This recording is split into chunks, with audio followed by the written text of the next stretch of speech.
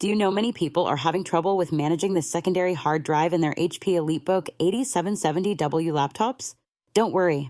In this video, we'll show you how you do this. Let's start. Step 1. Power down and unplug. Start by powering down your laptop. Disconnect all external devices, unplug the power, remove the battery, and open the service access cover. Step 2. Position laptop. Position your laptop with the front facing you to access the hard drive bay conveniently. Step 3. Loosen screws. Locate and loosen the screws securing the secondary hard drive using a Phillips screwdriver. Step 4. Remove drive.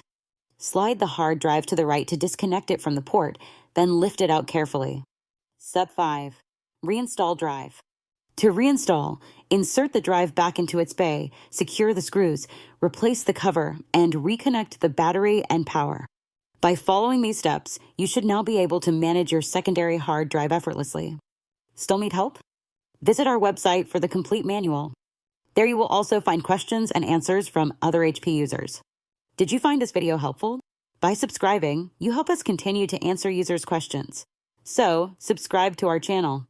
Thanks for watching and see you in the next video.